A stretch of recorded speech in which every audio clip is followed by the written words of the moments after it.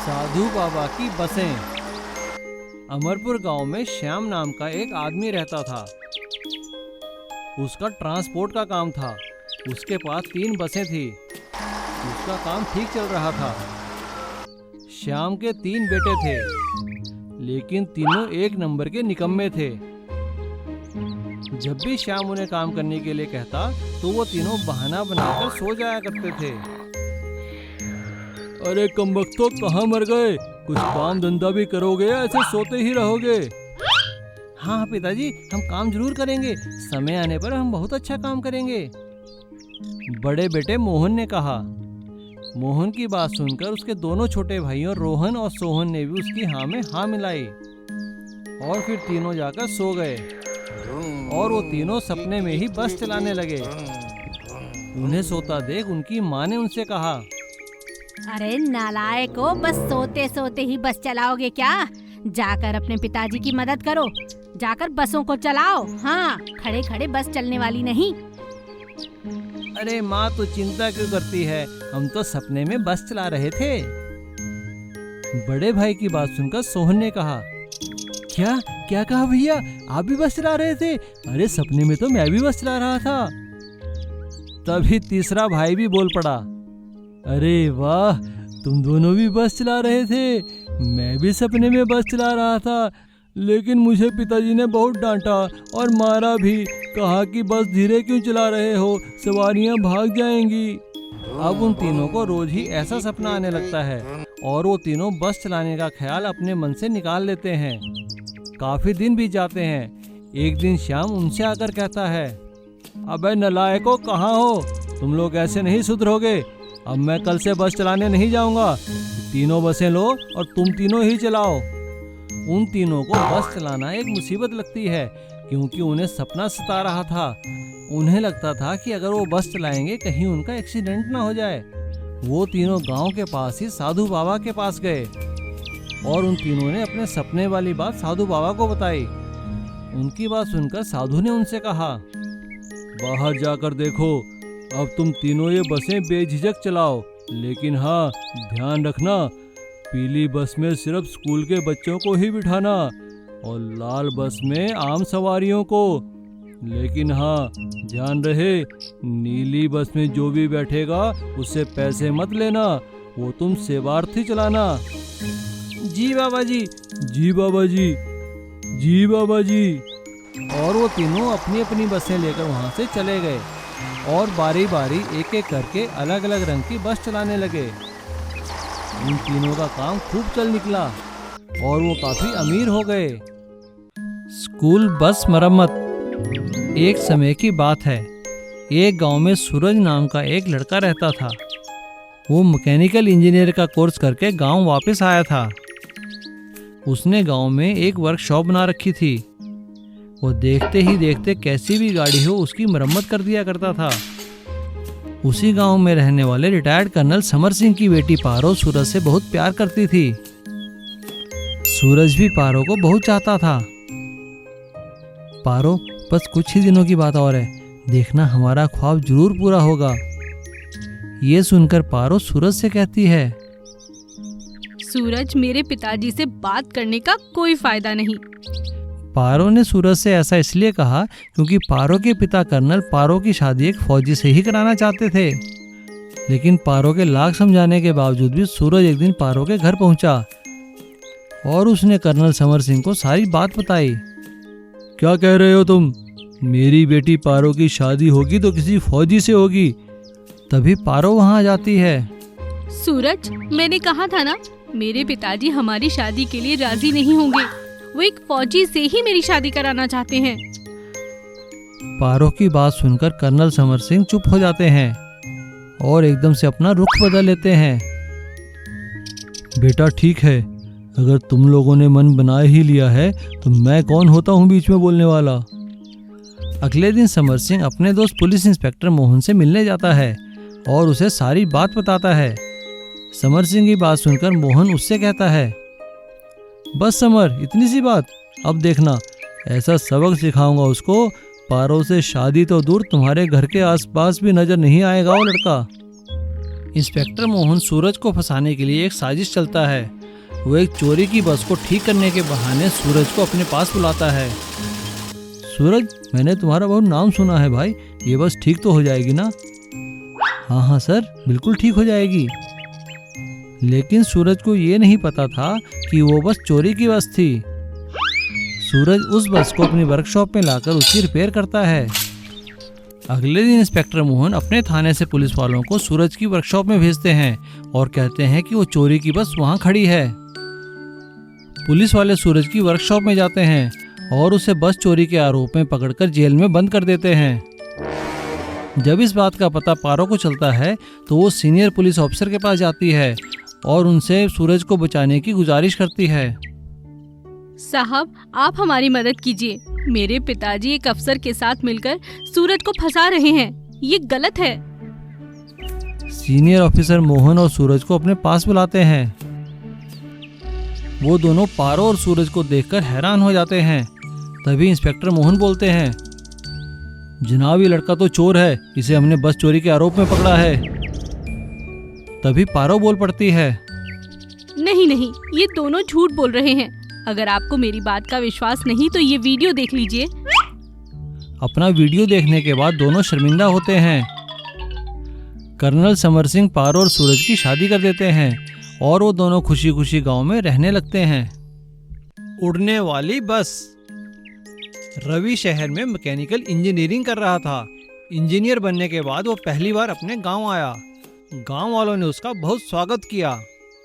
कोई नौकरी न होने की वजह से वह अभी गांव में ही रह रहा था। एक दिन रवि गांव में घूम रहा था, तभी उसने खेत में एक पुराना सा हेलीकॉप्टर गिरा हुआ पड़ा देखा। वह सोचने लगा, अरे यह हेलीकॉप्टर यहाँ क्या कर रहा है? यह तो बहुत बुरी हालत में है, लगता है क्रैश होकर गिर गया होगा। जिज्ञासावश रवि उस हेलीकॉप्टर के पास जाता है और वहाँ खड़े हुए लोगों से पूछता है, चाचा राम राम। राम राम। बोलो बेटा रवि, यहाँ कैसे चले आए? बस चाचा, मैं तो इस हेलीकॉप्टर को देख कर आया हूँ, यह यहाँ कैसे है? अरे कुछ नहीं बेटा, कई साल हो गए, यह यहाँ पे क्रैश होकर गिर गया था, तब से इसे कोई लेने नहीं आया। रवि हेलीकॉप्टर को अच्छे से देखता है और मन ही मन सोचता है, अरे इस हेलीकॉप्टर का तो इंजन वगैरह सब कुछ ठीक है, काश मैं इसका कुछ कर पाता। ऐसा सोचकर रवि अपने घर चला जाता है। शाम को रवि के पिता रवि से कहते हैं, देखो बेटा रवि, तुम तो बन गए हो इंजीनियर, लेकिन तुम्हारा छोटा भाई कुछ नहीं करता। मैं चाहता हूँ तुम्हारा भाई मेरी तरह अपनी बस चलाए, पर यह मानता ही नहीं, तुम ही समझाओ इसे। यह सुनकर रवि का भाई कहता है, देखो ना भैया, पापा मुझे पुरानी बस चलाने को कह रहे हैं, मुझे वह बस बिल्कुल पसंद नहीं। कम से कम उसकी रंग रोगन और सफाई तो होनी चाहिए ना, तभी तो मैं उसे चलाऊंगा। और उसके पार्ट्स भी सभी पुराने हैं, कभी भी खराब हो जाती है। रवि हंसते हुए कहता है, ठीक है भाई, परेशान मत हो, मैं तुम्हारी बस को ठीक करने में मदद करूंगा। अगले दिन रवि जैसे ही बस के पास आया तो उसे एक विचार आया। उसने सोचा, क्यों ना मैं उस खराब हेलीकॉप्टर के कुछ पार्ट्स इस बस में फिट कर दूं। रवि बस को लेकर उस हेलीकॉप्टर के पास गया। वहां उसने हेलीकॉप्टर में से कुछ सामान निकालकर बस में फिट कर दिया। कई दिनों की कड़ी मेहनत के बाद रवि जो करना चाहता था उसमें वह सफल हुआ। फिर क्या था, उड़ने वाली बस तैयार हो गई। रवि बस को चलाने लगता है। उड़ने वाली बस देखकर सभी लोग हैरान हो जाते हैं। रवि अपने भाई से कहता है, ये ले भाई, मेरी तरफ से तुझे यह उपहार है। अगले ही दिन से रवि का भाई उस बस को चलाने लगता है। सड़क पर चलाने के अलावा कभी कभी वह इसे उड़ाता भी है। आओ आओ उड़ने वाली बस की सैर करो, आओ आओ उड़ने वाली बस की सैर करो। अब गांव के सभी लोग कहीं भी जाना हो तो उड़ने वाली बस में ही जाते थे। इससे उनका समय भी बच जाता था।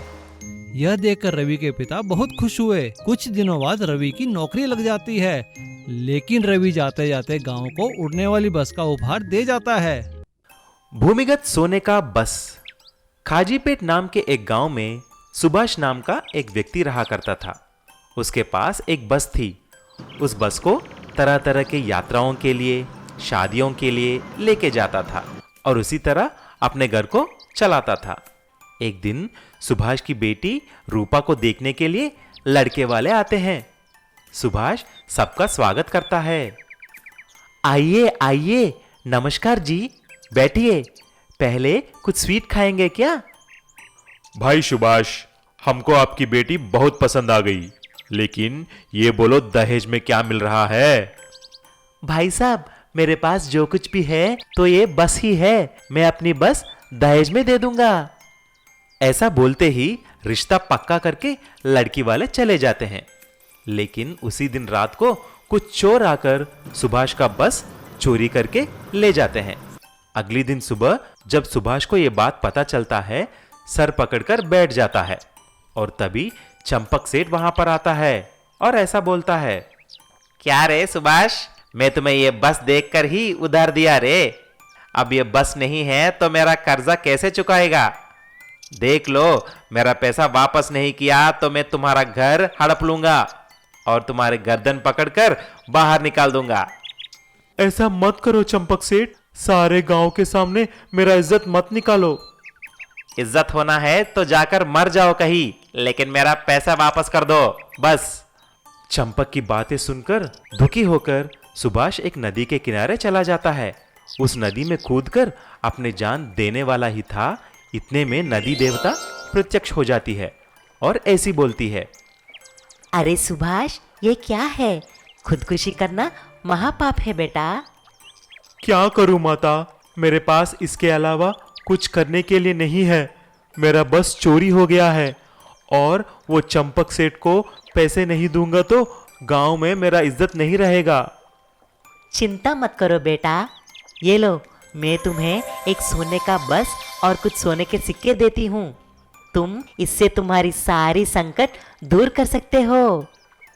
ऐसा बोलकर देवता अदृश्य हो जाती है।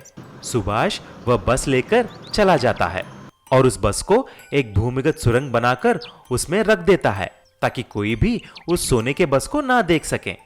ठीक शादी वाला दिन भूमिगत सुरंग में से उस सोने के बस को निकालकर सभी लोगों को बिठाकर शादी के मंडप के लिए निकलता है। उस सोने की बस को देखकर चंपक सेठ और सारे गांव के लोग परेशान हो जाते हैं। तभी चंपक सेठ ने ऐसा बोला, क्या रे सुभाष, कुछ लॉटरी लग गई है क्या? जरा हमें भी बताओ। सुभाष हंसकर बस को चलाते निकल जाता है और धूमधाम से रूपा की शादी भी करता है। दहेज में सोने की बस को देखकर उसके ससुराल वाले भी पहले चौंक जाते हैं, लेकिन बाद में बहुत खुश हो जाते हैं। उसके बाद देवता का दिया हुआ सोने के सिक्के बेचकर सुभाष भी खुशी खुशी से रहने लगा। चांदनगर में जगन, मगन और छगन 3 दोस्त रहते थे। तीनों एक साथ ही स्कूल जाते थे और स्कूल के बाद तीनों इकट्ठा ही एक जगह खेलते थे। तीनों की दोस्ती पूरे चांदनगर में मशहूर थी। तीनों दोस्तों में छगन पढ़ाई लिखाई में हमेशा अव्वल आता था। जगन और मगन खेल कूद में अव्वल आते थे। छगन के माता पिता को छगन का जगन और मगन से मिलना अच्छा नहीं लगता था। वो हमेशा उससे कहते रहते, बेटा इन आवारा लड़कों से दूर रहा करो, अपनी पढ़ाई में ध्यान रखा करो। पिताजी वह मेरे दोस्त हैं, आप उनके बारे में कुछ ना कहिए। ऐसा कहकर छगन खेलने चला जाता है। छगन के माता पिता छगन को पढ़ाई के लिए शहर भेज देते हैं। यार छगन, तू शहर जाकर हमें भूल तो नहीं जाएगा? अरे नहीं नहीं, ऐसा नहीं हो सकता, तुम दोनों ही तो मेरे दोस्त हो और रहोगे। अरे कैसे भूल जाएगा, इसकी टांगे ना तोड़ देंगे हम अगर इसने ऐसा किया तो। तीनों हंसने लगते हैं और छगन शहर में पढ़ाई के लिए चला जाता है। इधर चांदनगर में जगन वेल्डिंग का काम सीख लेता है और मगन एक वर्कशॉप में मैकेनिक का काम सीख लेता है। जगन और मगन बड़ी मेहनत से अपनी अपनी वर्कशॉप में काम करते हैं। एक दिन हमेशा की तरह जब वह पुराने मिलने वाली जगह बैठे थे, यार मगन कई साल हो गए, छगन की कोई खबर नहीं आई। हाँ, भूल गया होगा हमें शहर जाकर।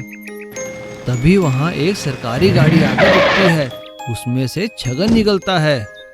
मुझे पता था तुम दोनों यहीं मिलोगे। कैसे हो तुम दोनों? अरे वाह, तू तो बड़ा साहब बन गया है। हाँ, मैं इस इलाके का औद्योगिक विकास ऑफिसर बनकर आया हूँ। तुम दोनों क्या कर रहे हो आजकल? जगन और मगन उसे बताते हैं कि वो वेल्डिंग की दुकान पर और बस रिपेयर वर्कशॉप पर काम करते हैं। तुम लोग क्यों ना अपना बस रिपेयर का काम शुरू कर दो। लेकिन भाई इसके लिए पैसे कहाँ से आएंगे?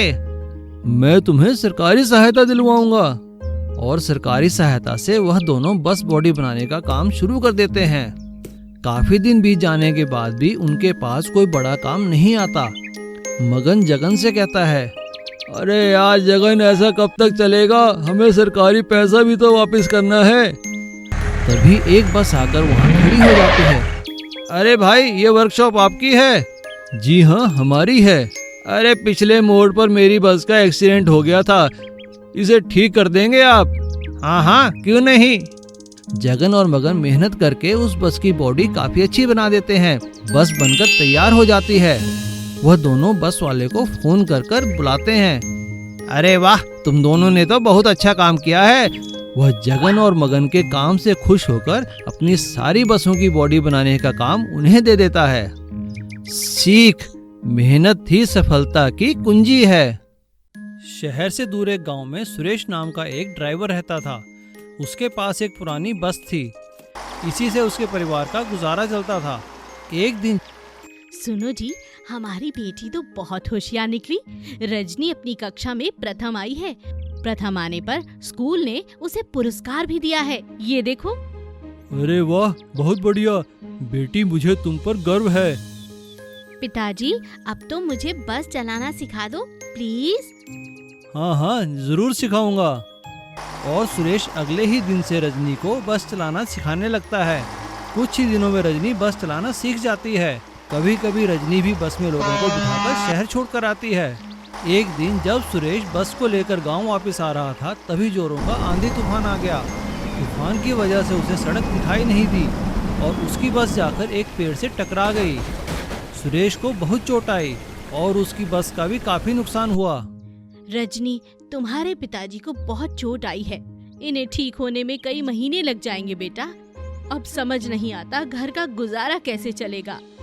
माँ, तुम फिक्र मत करो, मैं बस चला लूंगी।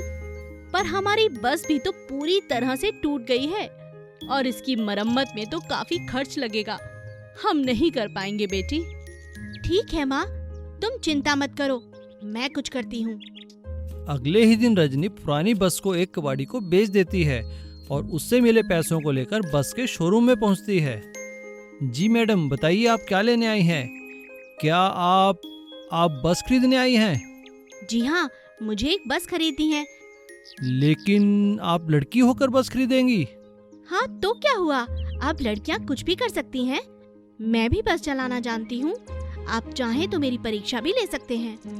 नहीं नहीं, मुझे आप पर यकीन है। आइए, मैं आपको बस दिलवाता हूँ। कैसी बस लेंगी आप? मुझे एक डबल डेकर बस चाहिए। Double decker? लेकिन वो तो बहुत महंगी आती है। मैं जानती हूँ डबल डेकर बस बहुत महंगी आती है और मुझे वही चाहिए। अगर आप मेरी बस खरीदने में मदद करेंगे तो मैं वादा करती हूँ हर महीने किश्त की रकम आपको खुद देने आया करूँगी। मैनेजर की मदद से रजनी एक डबल डेकर बस खरीद लेती है और उसे लेकर गांव आती है। उसकी माँ बस देखकर बहुत खुश होती है। अगले ही दिन से रजनी सुबह शाम दोनों समय लोगों को बिठाकर शहर से गांव और गांव से शहर ले जाने का काम शुरू करती है। अब वह दोपहर को भी बस चलाने लगती है। इस तरह वह दिन में 3 चक्कर लगाने लगती है। उसकी बस डबल डेकर थी, इसलिए लोग भी ज्यादा आने लगे। इस तरह रजनी की खूब कमाई होने लगी और रजनी हर महीने अपनी किस्त शोरूम में जमा कराने लगी। यह देखकर शोरूम के मैनेजर ने कहा, रजनी तुम बहुत समझदार हो। मैंने सुना है तुम 12वीं कक्षा में अपने स्कूल में प्रथम आई थी, फिर भी तुम बस चलाती हो। इसमें क्या बड़ी बात है, मेरे पिताजी भी बस चलाते थे और मैं भी बस चलाना जानती हूँ। लड़कियाँ किसी से कम नहीं होती। अगर उनका बेटा होता तो वो भी यही करता। मैं भी यही करूँगी, अपने पिताजी की मदद। तुमने ठीक कहा बेटा रजनी, ऊपर वाला तुम जैसी बेटियां सबको दे। जोर नगर में करम सिंह नाम का एक आदमी रहता था। उसका ट्रांसपोर्ट का काम था। वह बहुत ही घमंडी था। गांव से शहर की ओर आने जाने के लिए उसी की एकमात्र बस थी। वह उसे अपनी मर्जी से चलाता था। एक दिन कुछ गांव वाले जो बस का इंतजार कर रहे थे आपस में बात करने लगे। भैया जी, बस जल्दी चला लो, मुझे कॉलेज के लिए देर हो रही है। भैया मुझे भी ऑफिस के लिए देर हो रही है, तुम जल्दी बस चला लो। हॉस्पिटल बंद हो जाएगा। मुझे अपना चेकअप कराना है भाई, समय पर बस चला लो। यह सुनकर करम सिंह बोला, अभी मैं खाना खाकर आता हूँ, तभी बस चलेगी। जाना है तो इंतजार करो, वरना पैदल ही चले जाओ। सभी लोग मजबूर थे, उन्हें उसकी बात माननी पड़ती थी। एक दिन उसकी बस जब शहर में खड़ी थी, एक आदमी आया। भैया, क्या यह बस तुम ही चलाते हो? हाँ हाँ, उस गांव में सिर्फ मेरी ही बस जाती है। तुम्हें जाना है तो तुम्हें इंतजार करना होगा। वह आदमी चुपचाप बस में बैठ गया और रास्ते में करम सिंह की हरकतों को देखता रहा। उस बस का कंडक्टर रामू भी अपनी मनमर्जी से पैसे लोगों से ले रहा था। इतने पैसे देने हैं तो दो, वरना बस से उतर जाओ। सभी लोग उनसे बहुत परेशान थे और आपस में बातें करते थे, अगर कोई और उस गांव में बस चला ले तो उसे करम सिंह से छुटकारा मिल जाए। भैया, ना जाने वो दिन कब आएगा। वह आदमी यह सब सुन रहा था। वह शहर से गांव आया और अगले दिन गांव से शहर वापस चला गया। कुछ दिनों बाद शहर के बस स्टैंड पर करम सिंह की बस के साथ एक नई बस खड़ी थी और उसमें कंडक्टर जोर नगर की आवाजें लगा रहा था और कह रहा था, यह बस समय पर जाएगी और किराया भी कम लगेगा। जोर नगर, जोर नगर, जोर नगर, जोर नगर, आइए जोर नगर जाने वाले, यह बस समय पर जाएगी और किराया भी कम लगेगा। जोर नगर, जोर नगर, जल्दी बैठो जोर नगर वाले, जल्दी बैठो। सभी लोग उस बस में बैठ गए और बस समय पर चलकर गांव पहुंच गई और अगले दिन सुबह भी वह बस गांव से शहर समय पर आ गई। सभी लोग आपस में बातें कर रहे थे।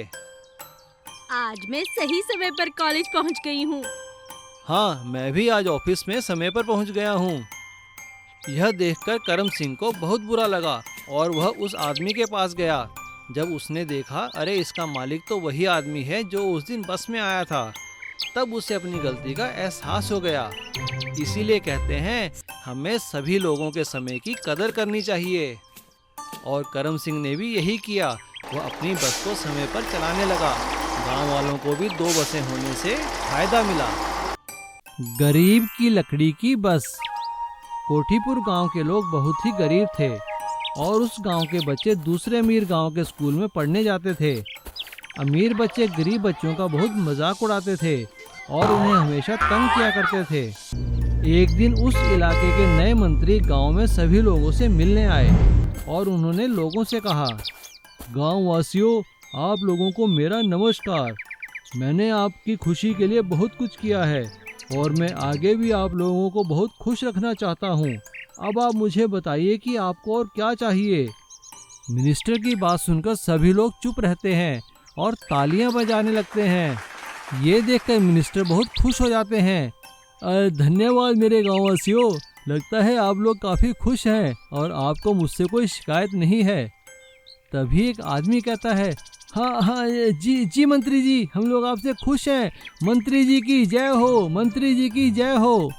लेकिन जैसे ही मंत्री जी का काफिला गांव से जाने लगता है, तभी कुछ गांव के स्कूल जाने वाले गरीब बच्चे मंत्री जी की कार के आगे आकर खड़े हो जाते हैं। ये देखकर मंत्री जी कार से निकलकर बाहर आ जाते हैं। उन्हें अपने पास देखकर बच्चे उनसे कहते हैं, मिनिस्टर जी, हमें एक तकलीफ है। स्कूल हमारे गांव से बहुत दूर है और हमारे पास पढ़ने के लिए किताबें भी नहीं हैं। हाँ मिनिस्टर साहब, हमें स्कूल जाने में बड़ी तकलीफ होती है, हमें बस चाहिए। बच्चों की बात सुनकर मंत्री जी कहते हैं, अरे मेरे प्यारे बच्चों, आपको किताबें चाहिए, बस्ते चाहिए तो मैं आपको दिलवा देता हूँ, जितने चाहिए उतने दिलवा दूंगा। लेकिन बेटा, स्कूल वैन में तो समय लगेगा और अगर ज़्यादा जल्दी है तो मैं तुम लोगों को खिलौना बस दिलवा देता हूँ। अरे सेक्रेटरी, बच्चों को खिलौना बस दिलवा देना। ऐसा कहकर मंत्री वहाँ से चला जाता है और अगले दिन मंत्री जी का सेक्रेटरी गांव के सभी बच्चों को लकड़ी की खिलौना बस पकड़ा देते हैं। बच्चे देखकर बहुत दुखी होते हैं। अगले दिन गांव में एक जादूगर आता है और बच्चों को मायूस देखकर उनके पास जाकर कहता है, अरे मेरे प्यारे बच्चों, मेरे अच्छे बच्चों, आ जाओ, क्यों उदास बैठे हो, मेरे पास आओ, मैं तुम्हें खेल दिखाता हूँ, जादू दिखाता हूँ। गांव के बच्चे जादूगर को सारी बात बताते हैं। तभी जादूगर अपनी छड़ी घुमाता है और जितनी भी खिलौना बसें थी वो सारी नई स्कूल बसों में बदल जाती है। ये देखकर बच्चे बहुत खुश होते हैं और उन बसों में बैठकर अपने स्कूल जाने लगते हैं। जब ये बात मंत्री जी को पता लगती है तो वो बहुत गुस्सा होते हैं और गांव के बच्चों के पास आकर कहते हैं, बच्चों मेरी बात सुनो, अपनी ये सारी बसें मेरे हवाले कर दो, वरना मैं तुम्हारा नाम स्कूल से कटवा दूंगा, समझे।